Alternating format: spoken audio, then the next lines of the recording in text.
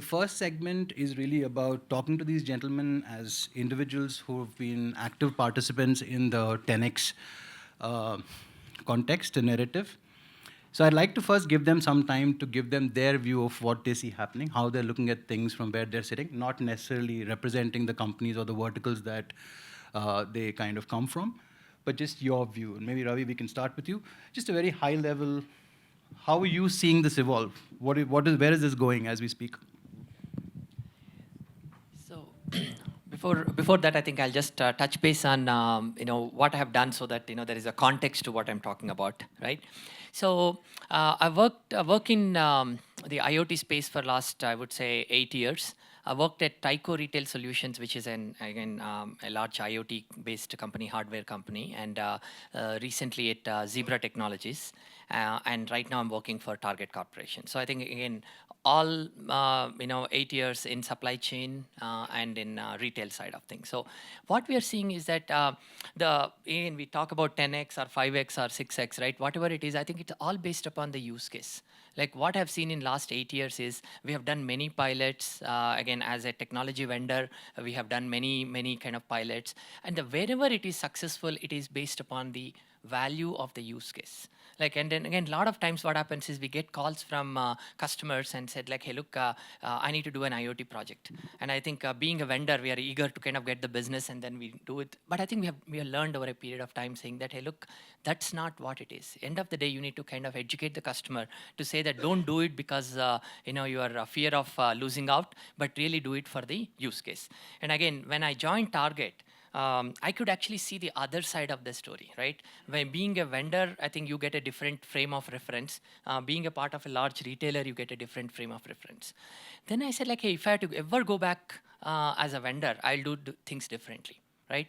What are the things that I will do differently is that if you are working for a selling solution to a large corporation, you really need to kind of think about what are the areas that you will want to kind of act as a vendor and where you need to kind of integrate. I think the integration is a big problem. And I think previous session, what we have seen is that we talked about and I think beautifully he described the stack, right, of the security risks.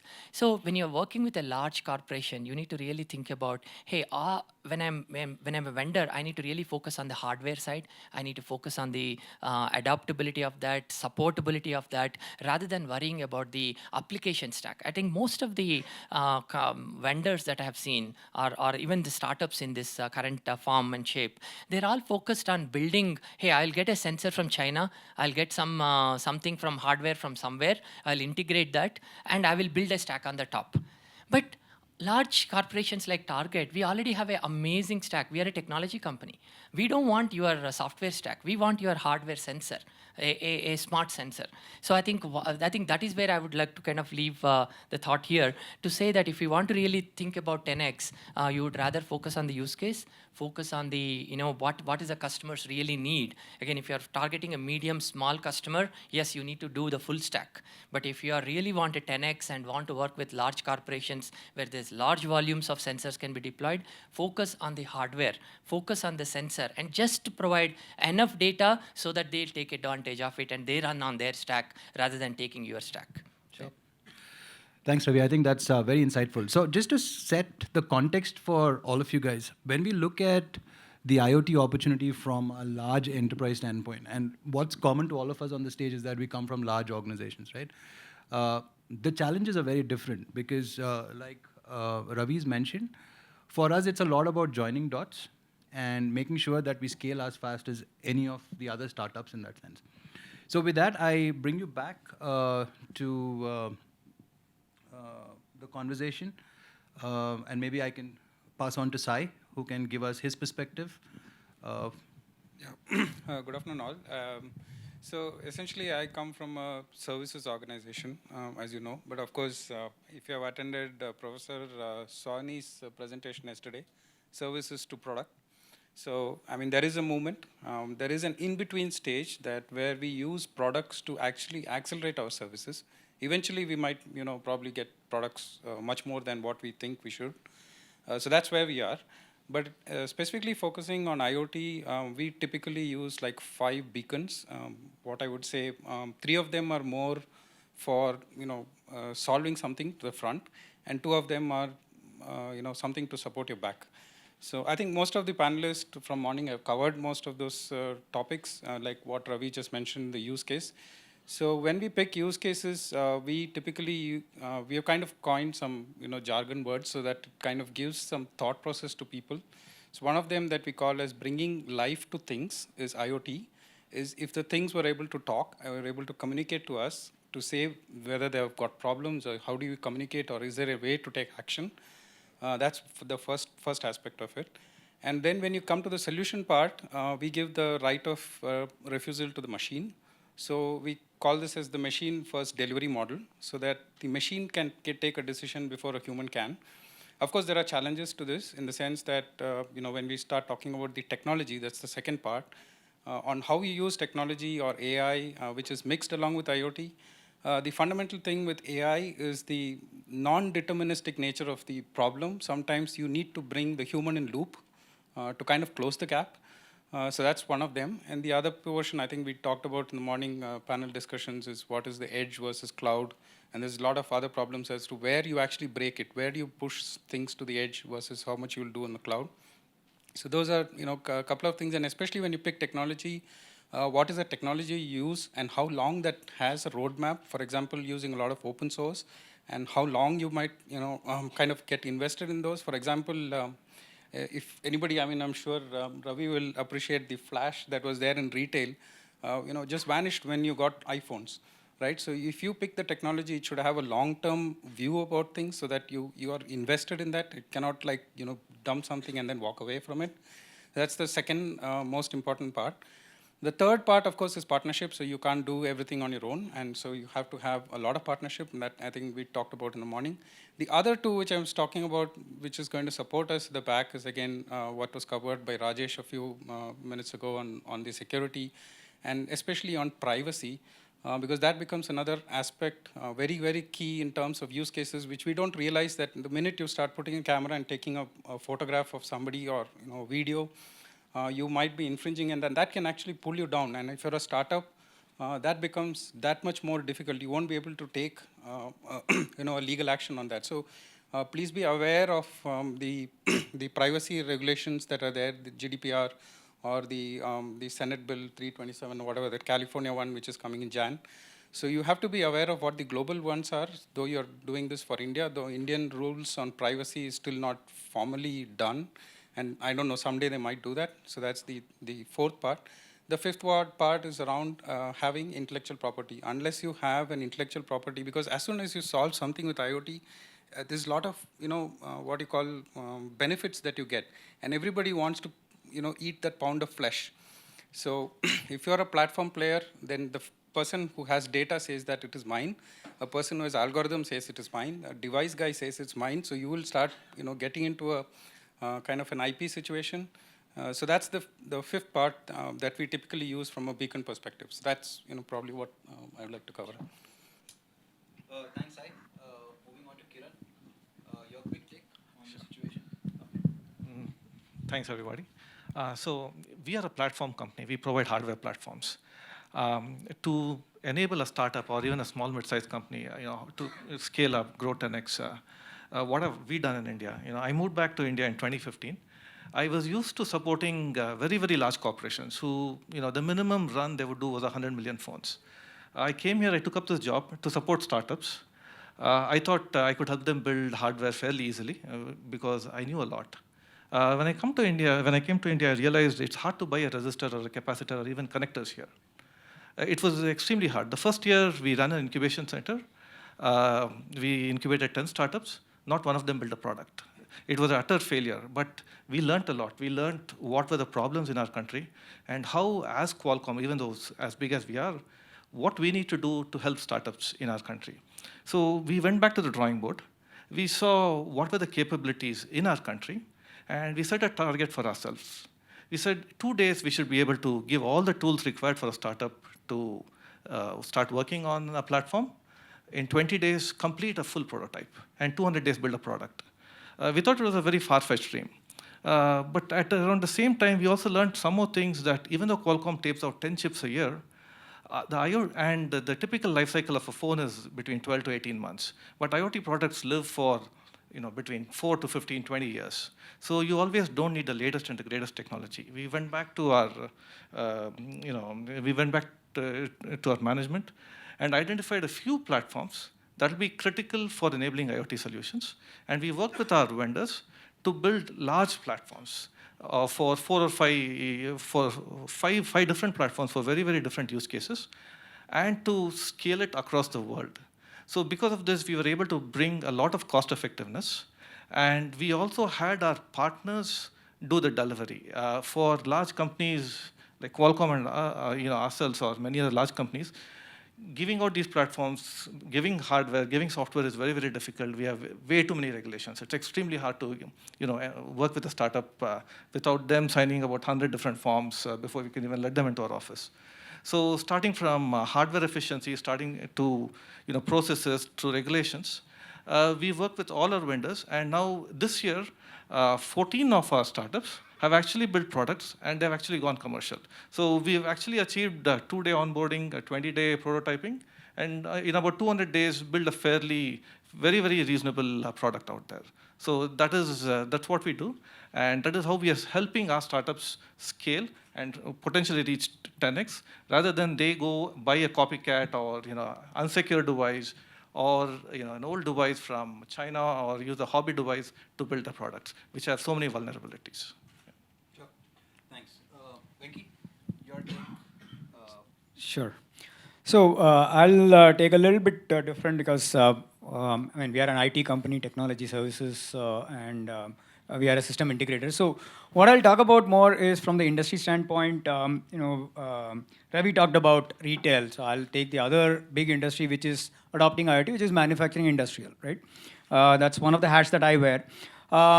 So if you see the industrial market, why is India a very attractive market? 20% of the IoT deployments or IoT market is in India. 60% of that spend comes from industrial. So it's a fairly significant spend that industrial companies are doing into IoT. Having said that, the scope of the market is really huge. India being it's a nice country for scale, right? If you see the industrial segment, there are about roughly, if I take some numbers, 240,000 manufacturing companies in India. Only about 15% of them have really started looking at Industry 4.0, which is the adoption of IoT with intelligence and AI and ML and all that kind of thing, right? I don't think even they are fully Industry 4.0 compliant, but they have started thinking about it, which means that the 85% of the market of those 240,000 manufacturing companies have not even thought about it, right? So that gives a good potential for anybody who's looking at to have a very large addressable market. Why are they not thinking about it? There are many reasons. One is that they are very, very risk averse. It's a very thin margin industry. They are very capital intensive, so they invest, and their refresh cycles are 25 to 30 years. Mohan can relate to it. Telecom industry, I think their refresh cycle is 7 years. IT industry refresh cycles are 3 years. And when you compare all that, the manufacturing industries, their refresh cycle is 25 and 30 years. So there's a lot of legacy equipment that is still lying around that needs to be brought on board if at all there is an IoT play to be played there, right? So, but that also opens up a very large market in terms of whether you call it retrofitting, you call it technology upgrade, whatever is the right terminology for it. But there's a very large opportunity for anyone to really explore this market. Now, in terms of why, that's one reason. The other reason, of course, is they are not manufacturing and industrial. They are not really very technology savvy. So even if you say that, okay, we'll put in the IoT devices, we'll collect the data, they don't really make decisions based on data. They don't have the knowledge, they don't have the capability to really process or even assimilate the data and draw the right kind of inferences. So there is a whole lot of scope that is there that anybody who wants to tap into can really go ahead, figure out how to solve that. Of course, the previous panelists talked about some of the ways in which they have been addressing the industrial segment, but there is still a lot of potential there. Sure. So the the quick takeouts that I have is essentially, I think Ravi spoke about use cases, which is critical, matching the right technology to the right use case, and therefore articulation. I think Sai spoke about 5 things that are critical. I picked up partnerships as one of them.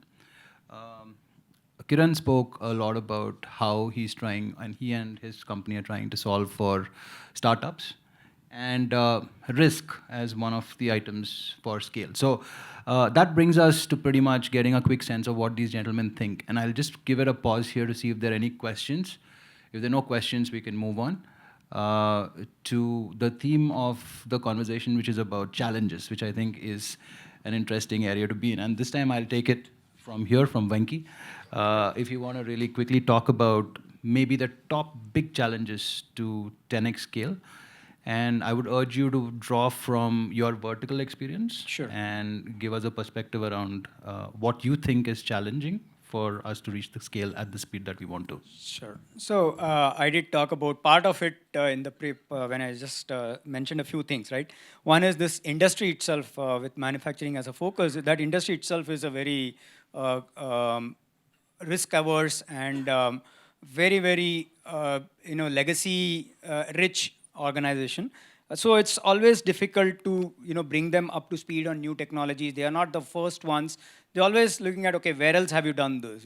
Has this been a proven technology? So unless you have proven that technology 10 times, before that they would not even consider talking to you. So there are those basic, what I would call as a cultural part of the industry itself. Having said that, if I look at the top 3 challenges, one, I would say the first one is that the business value is still not yet fully proven. We talk about, yes, IoT, data, all that. How does it really add to the value for the organization, for the manufacturing industry, let's say, that's the vertical, right? I think one of the earlier speakers in today, they talked about India being a very, this is a very labor-intensive market, the manufacturing industry, right? And the cost of labor there is very cheap. We don't really, not all of them have to be very highly technical, qualified individuals. People with 12th pass, 10th pass with a diploma, these are the kind of people who really work in this industry. This industry, of course, has a very large working population, 1.5 crores. But in that, most of them are, not necessarily even technology enabled. So in this industry, going and talking to them about technology that will bring in value is a very difficult proposition. Then there's always this fear of, will technology make my job obsolete? And, will it result in retrenchment and things like that? Those are always concerns. But the main thing is the business value is still to be proven. So any cost of technology has to be compared against the labor cost that comes in, which is very cheap. The second big challenge is that the knowledge that these companies have, right? Because they don't adopt technology that easily, they are not the ones who are going to be able to really make sense of anything that we bring in as part of IoT or data-driven decisions and so on. So that needs to be addressed as the second problem. And the third problem is, in general, the decision making is a lot more hierarchical. So, and there are segments. There is the IT team, there is the manufacturing operations, there are the design and so on. There's a lot of walls and silos in between them. So being able to work across this is going to be a big challenge. Yeah, thanks. I don't even know where to start when it comes to hardware startups and challenges. Imagine you're a software startup. All you have to do is, hire a few good software developers, get an AWS account, get a device, and you write the software. Very soon you can actually release an alpha, beta, do software upgrades very, very easily. Imagine a hardware startup has to do all of this, and then they have to identify a processor, identify a DSP, do hardware design, build a prototype, then find a manufacturing partner, do friendly user trials. And that is when the actual job really, really starts. Then they realize there are regulations in the market. Every state, every country has their own regulations, has their own certifications. Then there are safety regulations. The cost of recall, the cost of redesign is extremely high. There is no very easy alpha to beta to a commercial release at all. It is extremely hard. And on top of it, specifically for India, supply chain issues, component selection issues, manufacturing, fabrication partners, and even design houses to build industrial industry certifiable devices. All of these are extremely big challenges. But the silver lining in all of this is, based on what we've seen, is we are very, very good in software. And IoT, a lot of it is software. Even though hardware is a major component, software is actually the key value addition. You cannot buy an IoT product in China and come and install it and hope that it works with security, with reliability, with localization, and with everything. It is not possible at all. And I think in the earlier panel, somebody asked, are there regulations in our country? What we've seen is, even at the government level, at the electric meter level, for example, the regulations are so sophisticated, you will not even believe it. We are at par with the rest of the world. So that is why I think for Indian startups, even though IoT, the hardware part is very difficult, in a couple of years, I think that will be solved. I see the entire hardware ecosystem coming together. But the value is software, the customizability, the local language, local regulations, and being there, doing AMCs, that is of significant value. So there are a lot of challenges, but undoubtedly IoT is a much more lucrative industry for startups and generally for the Indian ecosystem, unlike the phone or any of the other mass market electronic devices, which I think we've lost the game, and it's very, very hard to catch up there. Yep. Thank you for that. So, see, from my perspective, it's predominantly to convince a customer for a use case. And most of the time, you go and show something, they say pilots, and that's where you kind of get stuck with a new customer. Now, the problem there is they keep saying pilots, and then in addition to pilots, they also want something very quick. And I think Mohan just talked about, from my perspective on partnership, you have to have a partnership to do it quickly, because you have to show something really fast, because they look at an ROI, number one. So number two, what we try to do is, because we want to avoid all these pilots, so one of the things that we did, of course, we have largely dispersed offices all across, so we actually implemented an energy management solution within TCS across all of the Indian offices. So then we said, why don't we productize this? And that's what we are trying to do. And we actually, we have sold that to a couple of customers in Middle East. And so so we can actually pilot it ourselves within our company, because we are large. I know if you're a startup, you might have those challenges, but piloting this, making sure your technology works. And there's another product that we did, a similar thing, is what we call as TCS DigiFleet. Actually, it won the ASSOCHAM award for innovative use of emerging technology, and that happened in ASSOCHAM on Monday. So these are some things that we have piloted. We know that it works, so that at least we can take it to the market quickly. But this is the fact that you have to have partnership, and the customer will ask, hey, Sai, you've done this thing, can you do this within 2 months, 3 months? Then everybody's scratching around. So you have very little short window to actually show an ROI. And the expectation is really, really huge. And today, with the technology that's available, it is possible for us to do very quick pilots and very quick turnarounds to show benefits to customers. And some of the energy, utilities, power utility companies that we have done, we have actually turned around in like 2.5 months. We actually saved them close to about $3 million in one of their boiler, tuning projects. So there are chances, and there is ways to do it. There's a method to that, and so there, focusing on the technology, focusing on the people, and trying to do that, piloting yourself to some extent before you actually take it to the market would be a great thing. Sure.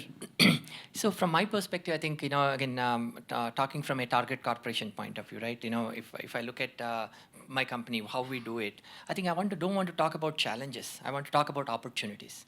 As Sai just said, there is so much of opportunity out here. So I want to kind of turn this into a positive thing and say that, hey, look, if you need to first understand your customer, right?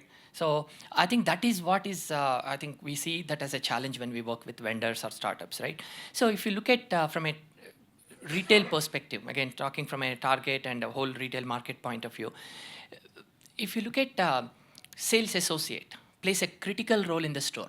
So how we look at IoT is not as a device, not as a hardware, not as a software, but we look at, hey, the sales associate on a shop floor is a critical person who is actually making a difference. How do we enable him or her with the data required in real time so that they can provide the positive guest experience to our guest. So if you kind of think on those lines, I think many use cases prop up. Like for example, how we do it is like, hey, sales associate interacts with customer. What are the typical questions that a customer or a guest asks the sales associate? Can we provide this data in real time through IoT so that they can provide that thing? Like, hey, do you have this in stock? What price? When it will come? I think all those things are possible, right? The other one is that if you think about from a guest as a persona, like another one. Hey, if the guest is in that particular aisle, can we kind of, using IoT as a technology, can we provide him or her with the real-time information on the coupons or whatever? I think that's a amazing use case. So there are very, very successful use cases in the retail. If you start looking at the persona and how do we enable him or her with the real information? And then move to the supply chain, right?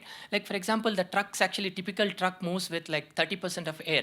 Why? Because the packages are not stacked correctly. So can we use IoT sensors while they are loading the truck to kind of say that, hey, look, we will reduce the 30% air into complete boxes so that, you're getting efficiency. I think that's an amazing use case. So again, you need to kind of think about from a warehouse persona or a logistics persona or a driver on the road. If you start thinking about that, I think there are many, many, many, many opportunities that we have not tapped into yet.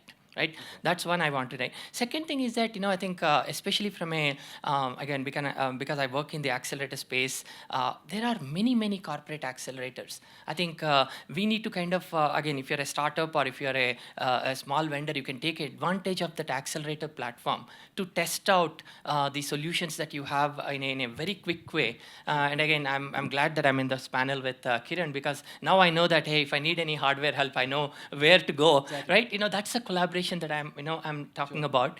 So I'll give you a specific example what we have done. We know that edge computing is the next step, right? Edge computing is the next step. So we got a startup and we kind of given them a use case. They identified the opportunities as well as the challenges that in the retail segment, right? Then what we did is that we asked them to say that, hey, look, now you need to go and find out the hardware side of things, because what they've struggled is with the hardware component, right? Then they went to NetApp Accelerator. Now they are actually graduating. It's a company called Eder. They are actually graduating from NetApp Accelerator, and they partnered with Intel right now through NetApp. Now they're coming up with this amazing security feature that they're building at the hardware level. So I'm just giving that as an example to say that there is enough opportunities for you to kind of overcome the challenges that we talked about. Sure. But I think we need to find the right avenue to go and tackle them. Sure. And move forward. But overall, I think IoT has not, again, we've been last 8 years onwards, we're talking about, hey, it is going to explode. But I think if you look at these certain verticals, it's really exploding. Sure. Certain use cases, it is really making a big dent, especially, again, from my viewpoint, as I talked about these personas, I think these are all real use cases. If you go to a supply chain, if you go to our warehouse, if you go to our store, I think these are all the real use cases which are happening. Right. And I want to bring one more point which is happening in the industry is FSMA, Food Safety Modernization Act. Right? This is now FDA is actually rolling it out. This is going to kind of bring out a lot of other opportunities because what FDA is saying is that through FSMA, that you need to have a complete traceability of the food that you kind of manufacture, and till it reaches the delivery point, it is a responsibility for you to track. So the old way of doing is data loggers, but I think the future, the data loggers won't work. You need to have real sensors, because data loggers will not provide you the complete visibility. You need to have complete traceability. That is where the IoT along with the blockchain in food safety is going to be the next, I would say, the area of opportunity. Sure. Thanks. I think we've made some interesting connections here, specifically with Ravi coming from Target and maybe representing several other companies of that kind, looking for hardware, being a software company themselves. And then Kiran kind of coming forward and saying how they are trying to accelerate startups in that sense. Now I want to get to an interesting segment as we kind of wind down the session. So if we were to go back, let's say a decade, given the fact that IoT in its nomenclature is not new, it's just that it's always been there as an embedded solution or an embedded device, but it's more the technology and the intelligence that's kind of driving value. If I were to say that you were possibly one of the most powerful influencers of the product ecosystem in India, what's the one thing that you would have done differently, which could have made today's conversation maybe 50x and not 10x, right? And please feel free to take all the power that you need to make a comment. But if you were to go back, reel back a decade, and in the India context, from a product explosion standpoint, if you were to have done something very differently, what are the two things that you would have done? Any one of you can start, whoever is comfortable. So if I had to go back 10 years, standardization would be one big thing, which is interoperability. I think we have been talking about it since the morning sessions, right? That's one of the biggest challenges. The reason today you have, I think when Dr. Alok showed his slide about, PAN, WAN, and so on, the kind of technology that are there is like, it's just mind-boggling. You have 3-letter and 4-letter acronyms everywhere. And, each acronym is a mouthful. There's so many of them. Even now, with these, what we call as low power, wide area, whatever, you have LoRa, you have Sigfox, and then you have a plethora of those. I mean, why can't we just pick one and say, or two max, and say, okay, this is it, let's go ahead with it. I don't think that's happening. And then all these consortiums that come up as standards bodies, there are hundreds of those consortia that we need to keep tracking to just keep track of what is happening. And all of them have standards. And an Intel is probably a member of every one of those. So they probably align with all of them. I don't know how they manage it, but they are managing it. So that's one of the things that I would change if I had all the power in me. May the power be with you. We are in 300 standard body organizations, and we have to be there. Otherwise you're left out. Yeah. Okay. See, if I had the power, specifically from India, from an India perspective, 10 years ago, I would have lobbied the government very, very heavily to change the hardware rules and regulations that are there in the country. We have a lot of examples. Even countries like Vietnam and Thailand have leapfrogged us, many, many times over. That was one thing I would have really loved the Indian government should have done 10 years ago. The second thing is I would have loved for our academicians and our industry to file more intellectual property. Because we do a lot of cool research. A lot of really good papers come out of our institutes, both academics as well as our industrial institutes. But somehow we've never monetized them, licensed them, and filed for intellectual property. So these are two critical things from our industry perspective and from a Qualcomm, who's a big licensor perspective. These are two things I would have changed. Yeah, so I would have just echoed actually what Kiran was talking about. See, if you really look at it, the intellectual property in India is very dismal. I mean, you look at it, you look at the way China has gone from what it was like 10 years ago to what it is today, overtaking the kind of US market, which was kind of the leading edge in the intellectual property. And typically in intellectual property, or whatever we call as intellectual estate compared to real estate, it's infinite. And there is so many ways to actually build that intellectual capital and capture that market. And that we have been extremely poor. And that's something that I would have really liked if it was like 10 years ago. But it's not too late. You can always do it. But you have to really accelerate much, much faster. And that's what I would really like to see, the intellectual capital of the overall country, which can come from academia definitely, and of course the industries and startups. So for you, especially if you're like a startup and you're going to hit markets that are outside of the Indian geography, you would land up into a lot of the, kind of conflicts or, whatever kind of breaking into somebody else's intellectual property. So you have to be extremely careful. And I don't think you will have the wherewithal to actually bear that. And so that would be something that you should really focus on. So I think being the last, I think I'm left with very little choice. But so basically where I would like to focus, if again from an Indian context, right, since the question is from Indian context, I think we have this whole services hangover. I think we are talking about for last, again, you're saying 10 years back, we have not really gone to a product orientation. So what I mean by is that you need to really think in the shoes of customer. And if I have to kind of go 10 years back, if I'm part of the product development, I would really think about, hey, how does this scale? because doing a pilot in a small setup is different. Scale is totally different. So how does my product actually scale, and what does the customer, how do I make this adoption easier? And I think all those product management principles, I think I would really put into product. And rather than just, again, as I said, taking a small sensor and saying that I get the data and build all the dashboards, I would actually ground up, think like an appliance, and say that, hey, how can this particular device can really be, as Rajesh earlier from Intel talked about, how do I design all those security features and other things? That's what I would do, one, right? Second thing is, being a retailer, I think we have seen, like, especially in the consumer IoT, that's one. And the second thing is that in the RFID adoption, I will give you these two examples. The reason why RFID has not taken off to the extent that it would have taken off is that if you look at it, most of the retailers, like a department stores, you're buying products from different vendors. Then you want to kind of do the tagging. See, doing infrastructure in the store is easy, but end of the day, where is tagging happening? Tagging is happening at the contract manufacturer space, right? And again, they are supplying many, many retailers. So you are only asking for the tag, they may not do it. So I think you need to have that foresight to kind of work with your supplier to say that, hey, this is my strategy. How do you kind of incorporate and be partners in that, so that we don't have to face all the challenges? In last 8 years, I think implementing many RFID projects, every time we face the challenge of source tagging, where exactly the tagging happens.